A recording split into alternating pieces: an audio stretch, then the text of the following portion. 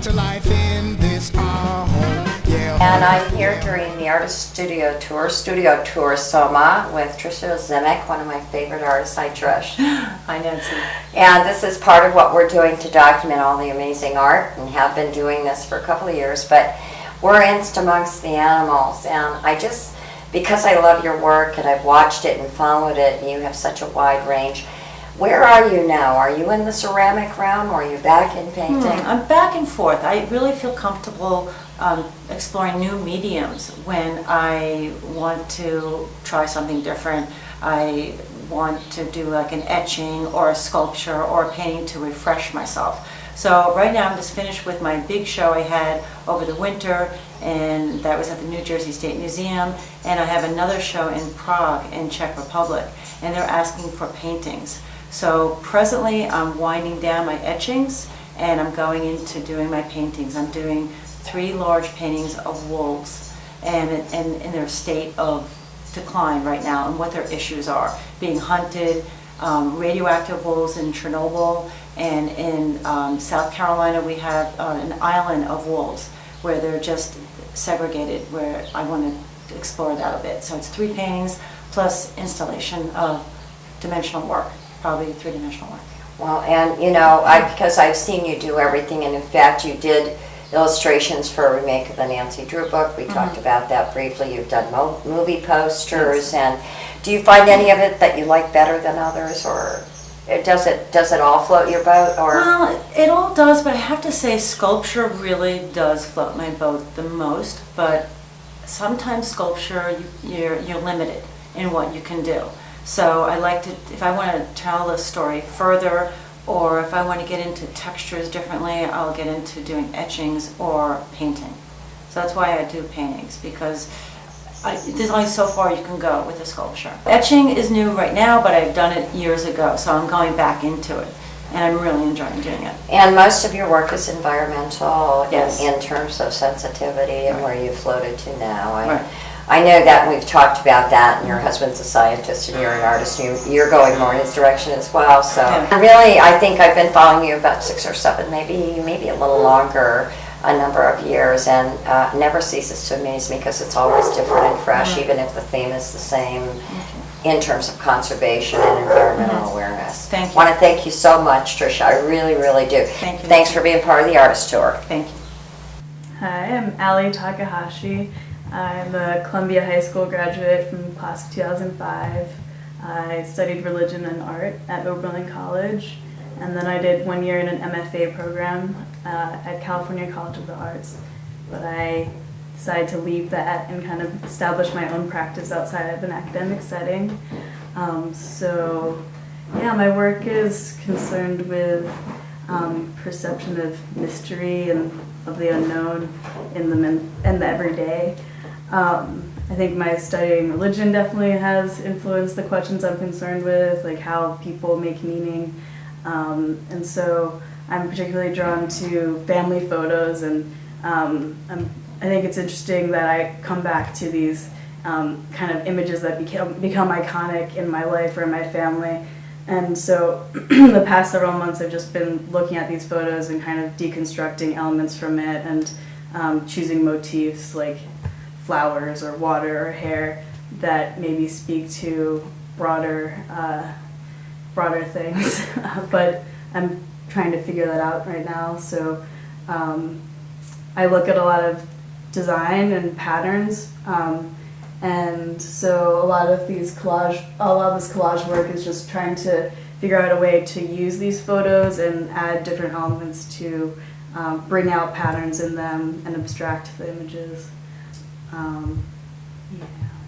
Is this your first time on the tour? Yes, this is my first time on the studio tour. My mom has been on the studio tour, Jennifer Lewis Takahashi, so I've shown some of my work. She graciously let me show some of my work in the living room of our house when she was showing. So, but yeah, this is my first time, and we're starting a new thing here called the Adult Contemporary Lifestyle Collective, where it's basically a loose affiliation of young artists in town or who live in the South Orange, Maplewood area, who grew up in the suburbs and are looking to start a community here, rather than just doing the like move to Brooklyn route, trying to make our own thing. So.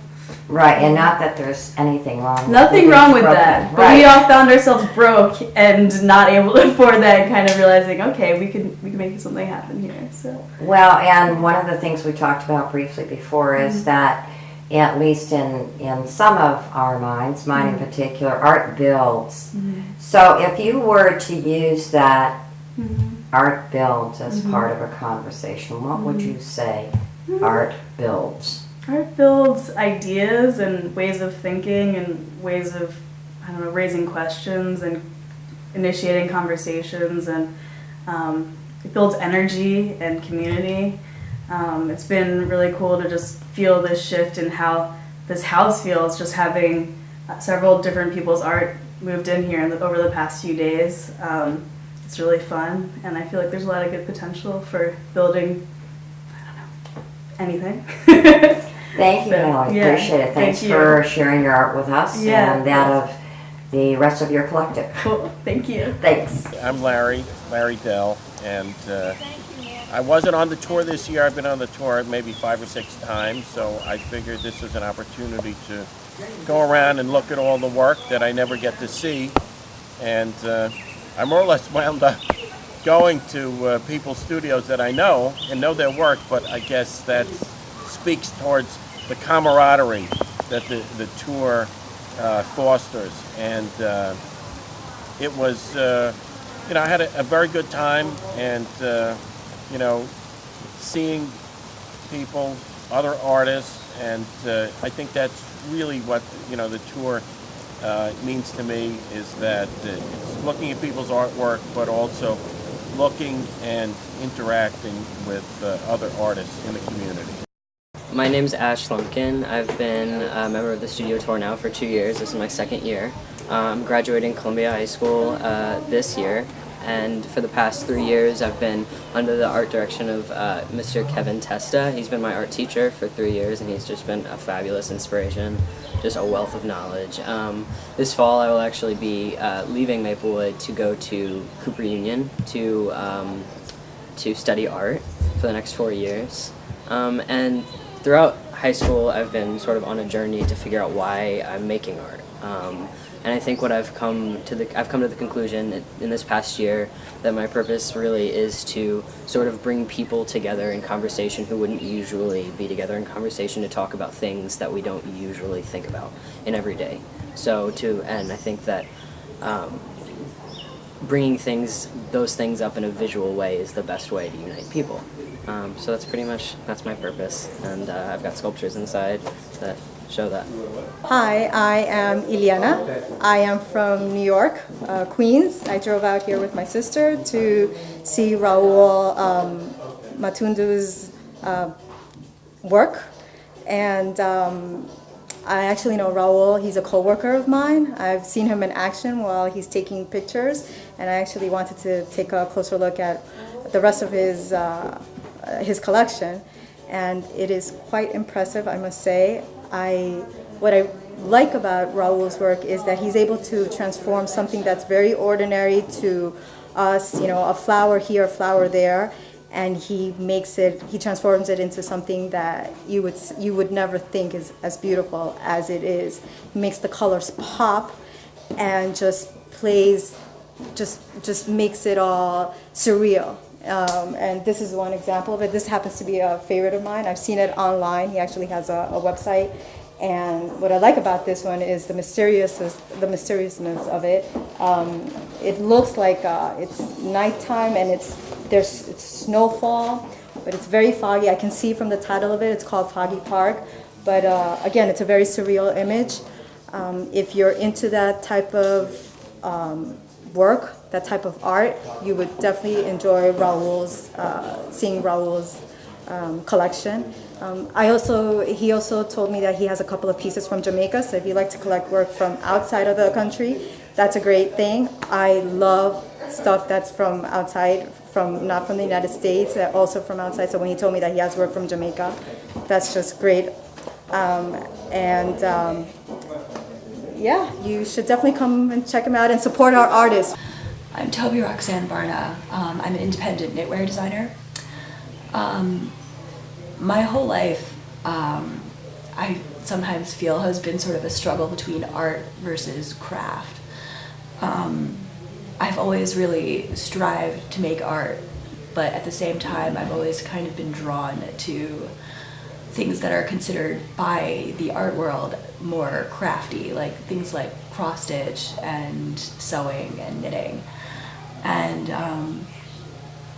I feel that the two don't necessarily have to be separate, and I think that especially in the current cultural climate, I think it's important for people to make things with their hands and to feel that it's an accessible thing to be able to make something with your hands.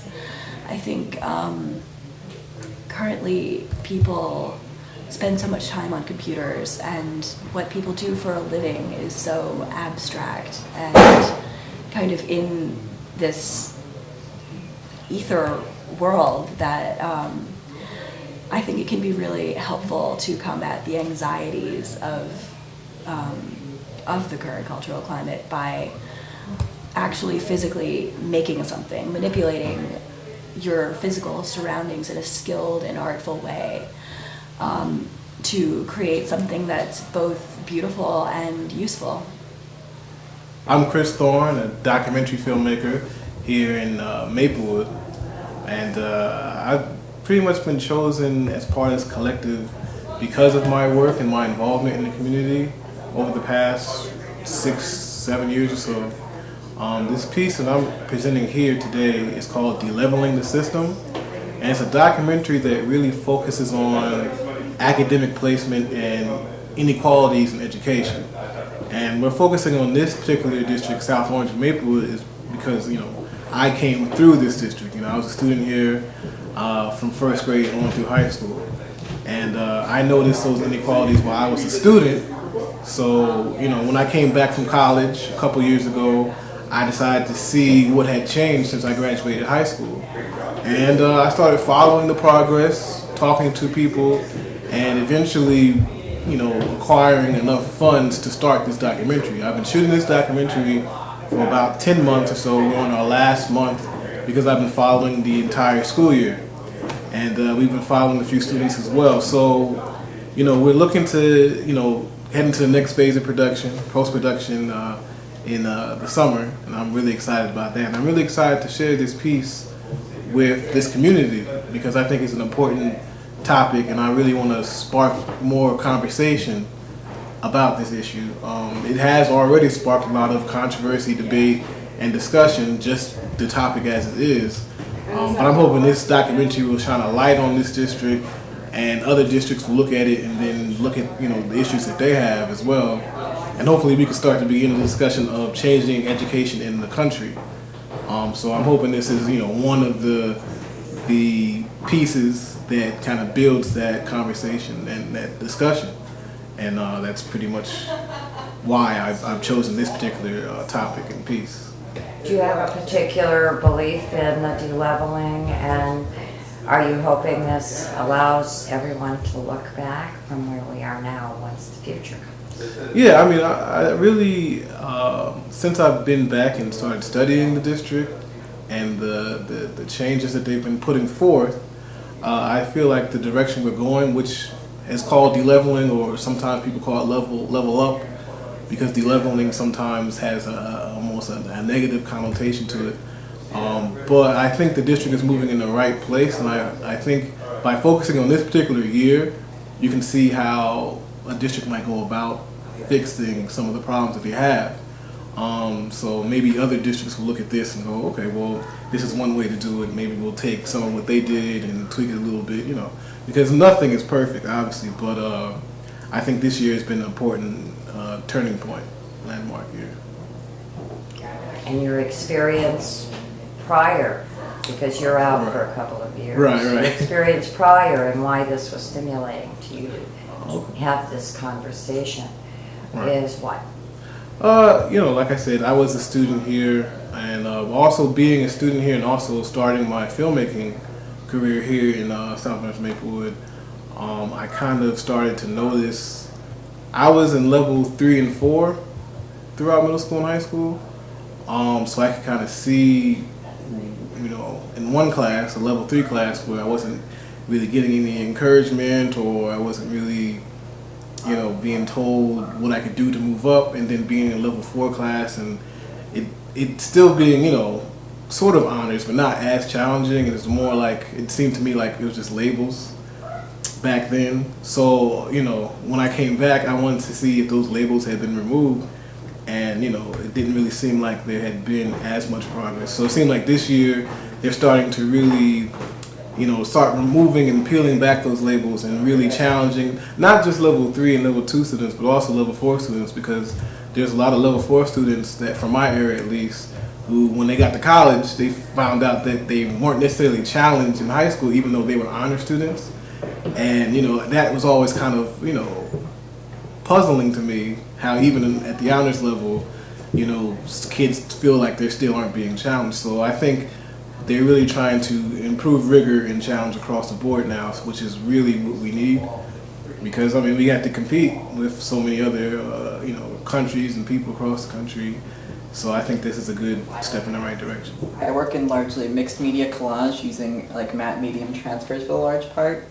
I think of my work mainly as sort of an impossible attempt at objectivity, because kids my age today are raised with this sense of anxiety with all the like news. There's so much information given to you through the internet, through, you know, any daily news report. And we have so many problems and not really any answers nowadays. And so my work kind of explores to seek like a universal truth or an objectivity within a world that doesn't really have any answers. I'm trying to think where to go next. Well, what does art do? If you were to say art builds, what does it build for you? I mean, my build is that by sharing this work, I hope to kind of find like a common truth, that I am not just making these up myself, because I could say I'm working towards universal truth, but I could just be finding own personal truths, and that could be, you know, self-development, but I also want this to be beyond me as an artist. I want this to be kind of a shared experience of like a collective truth beyond all people. So I want to build this sort of relationship through the work, even though it's not, you know, even through non-representation, because I find that people need to attach to representation, and a lot of this work began as, you know, representation with formalist aspects of painting. That was actually the product of Columbia High School. My teacher taught me, my art history teacher, Kate Dodd, taught me about formalist painting, which is the idea that painting has to be communicated as a 2D medium. And this was abstract expressionism, all those movements from like the 40s to about the 60s. But one of the movements that moved me most was Robert Rauschenberg and Jasper Johns were these pre-pop artists that brought back the representational image, because they realized that people needed the representational image to get connected to the work. Because while we have people in the art community that are willing to embrace complete abstraction, representation is kind of a necessity that people need to connect to any given work. Even if the message is ultimately conceptual, the representation just needs to be there for them to stop and look at it. Look outside yourself. You know, you're not just inward, you're focusing on outward elements, whether it's nature or people or situations, but it brings you outside yourself, and that way you can actually communicate with other people, because it draws them out also. I think that's it. It draws you out and it draws you together. And that to me has been the common denominator for the studio tour. And people will come into a studio who don't know each other, and they're not just talking to the artist, they're talking to each other. They're communicating about a common interest.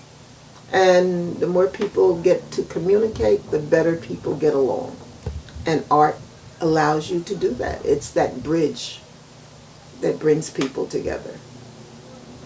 Because it doesn't belong to any one group. It doesn't belong to any one person. It belongs to everybody, from the littlest to the oldest.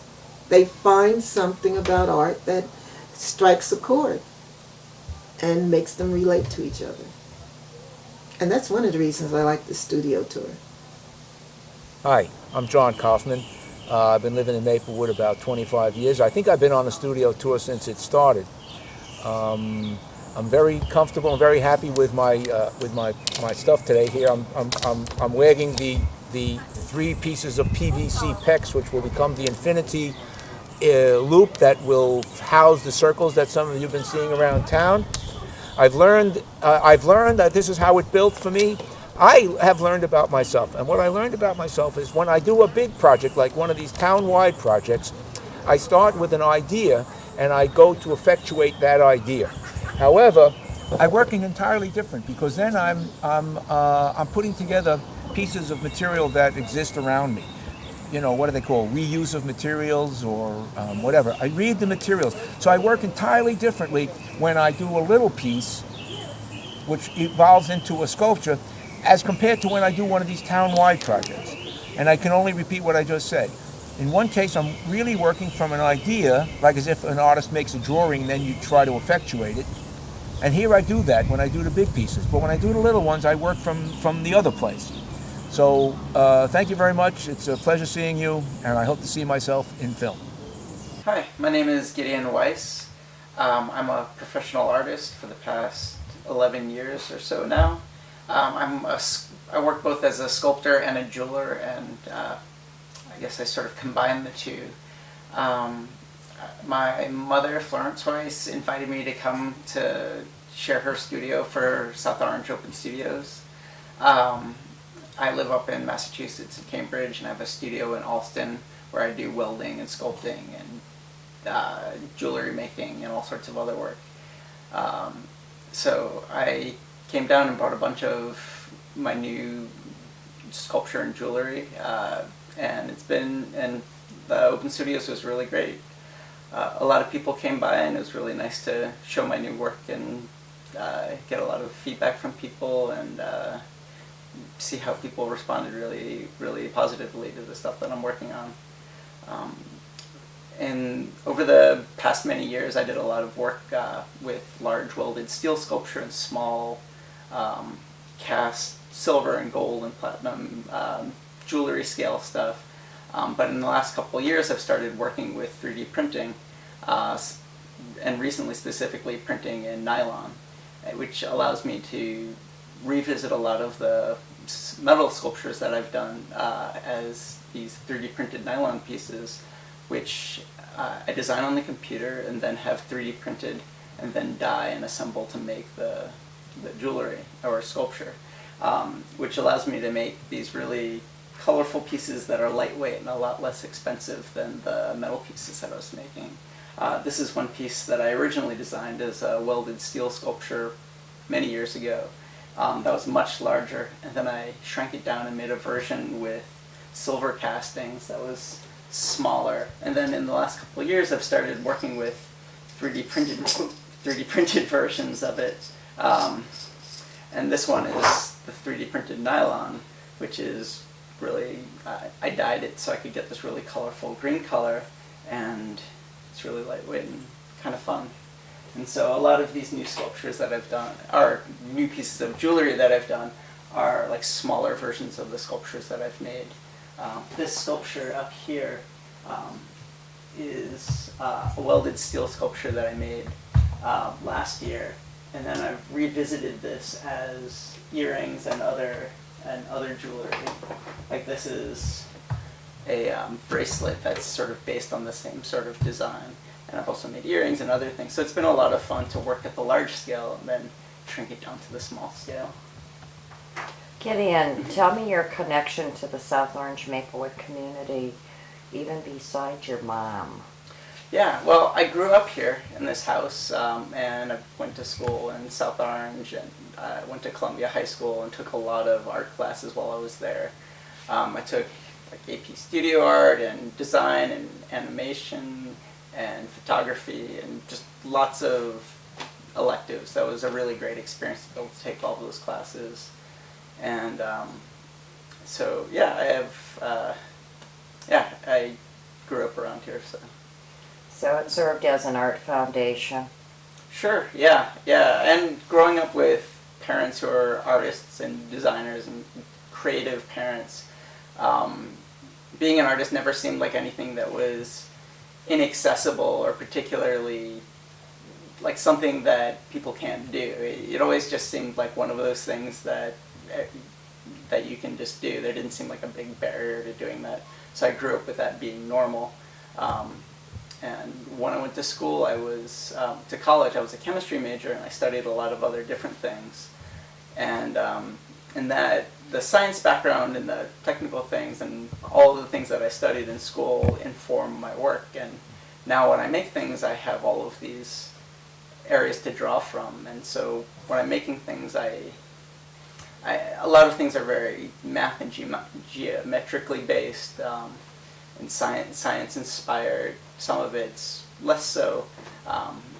And also just having a technical background, there are lots of different ways that I can make things. So for jewelry, I do hand-carved wax models that I then do lost wax castings to make, and I can do large things with welding steel and forming that. I can model things on the computer using CAD and have things rapid prototyped, or I can even write computer programs to generate designs for things. So I feel like I have lots of different options, and it's an exciting time to work as an artist right now with all the great technology. And thank you. I'm Tricia Zimick. I did the art studio tour yesterday, and I had a complete blast. I had so many people coming through the whole day. It was a lot of fun. I had 5 minutes to go outside, get 2 slices of pizza, came back, and just ongoing from the beginning to end. I sold multiple pieces, large pieces. Great opportunity for me to show my artwork. This was outside of galleries, and it's other friends suggesting to come to me, and I suggested people to come to them. So it was really about friends and who you know, all your friends suggesting to other people to come to me. So I think it was a wonderful experience to me, and I highly suggest you artists to get out there and do the same next year. Thanks.